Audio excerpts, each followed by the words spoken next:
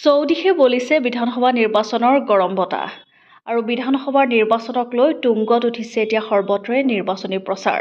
গুৱাহাটীৰ ৫টাকৈ সমষ্টিতে তীব্ৰতৰ ৰূপত এতিয়া শাসক বিৰোধীয়ে চলাইছে নিৰ্বাচনী প্ৰচাৰৰ অন্ত পৰিবলৈ মাজত মাথো ৪টা দিন। আৰু মধ্য গুৱাহাটী বিধানসভা সমষ্টিৰ তৃণমূল কংগ্ৰেছ দলৰ মনোনীত প্ৰাৰ্থী অভিজিৎ মজুমদাৰে সমষ্টিটোৰ আঠগাঁও চেত্ৰীবাৰী অঞ্চলত আজিৰ দিনটোত ঘৰে ঘৰে গৈ জ্যেষ্ঠজনৰ আশীৰ্বাদ গ্ৰহণ কৰে।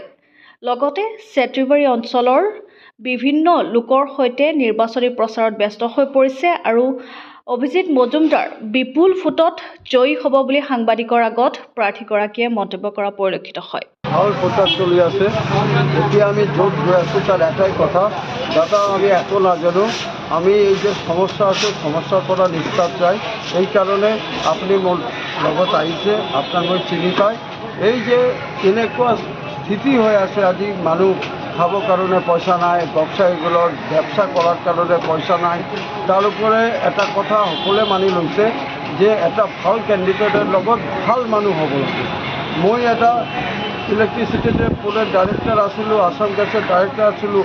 মোৰ লগত যদি এনেকুৱা এটা কেণ্ডিডেট খেলে যাৰ একটা অপৰাধৰ লগত তাৰ নামটো জড়িত হৈ আছে, এইকাৰণে সকলোৱে এটাই স্থিৰ, এইবাৰ জোড়া ফুলেৰ ভোট দিব, এইবাৰ আৰু পদ্ম ফুল নহয় জোড়া ফুলেৰ জিকাব। বিজয় গুপ্তা যিহেতু আছে আপোনাৰ এনডিএ প্ৰাৰ্থী বিজয় গুপ্তাৰ কাৰণেই আজি বিজেপিৰ ফাৰ্ষ্ট পজিশ্যনে যাব। আৰু যোনজন কেণ্ডিডেট তাক আমি ৰেচপেক্ট কৰি ইয়ং কেণ্ডিডেট, কিন্তু এই নিজেই স্বীকাৰ কৰিলে কালি আপুনি চাইছে যে শুধুমাত্র 15 দিন আমি রাজনীতির ময়দানে আছি। 15 দিন যদি কোনো রাজনীতির ময়দানে থেকে এমএলএ হব খোঁজে, এটোতো অসম্ভৱ কথা। এটোতো এটা হিষ্ট্রিতে মানে এটা যাদুকরের নিচিনা হ'ব। আমি কেতিয়া কারোর লগত কাম করা নাই, মানুষ লগত কাম করা নাই, মানুষ লগত একো করা নাই, কোনো মানুহৰ লগত আমি ৰাইজৰ লগত নাই, ৰাইজৰ লগত কোনো সুখে দুখে ৰাইজৰ লগত নাই।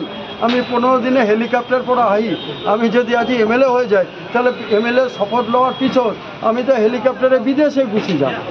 তো এনেকুৱা কেণ্ডিডেট আজিকালি ৰাইজ সচেতন, আজি জানে যে ডেকা ল'ৰা ছোৱালী নিউমনিয়াৰ সমস্যা ইমান বেছি, আজি কোনো উন্নতি নাই, স্বাস্থ্যখণ্ডে কোনো উন্নতি নাই, কোনো জায়গায় কোনো উন্নতি নাই।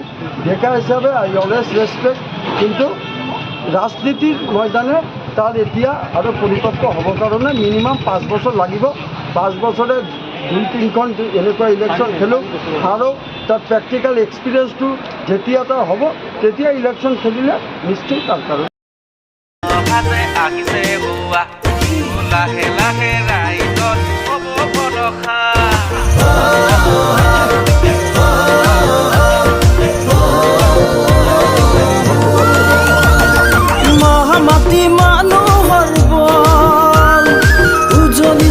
অসমত তৃণমূল কংগ্ৰেছ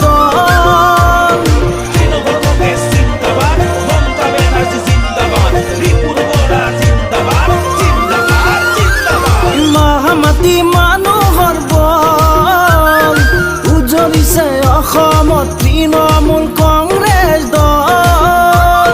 দলে বলে আমি গাই যাম টিএমচিৰ জয় গান, মনত প্ৰাণত লিখি লম টিএমচিৰ নাম।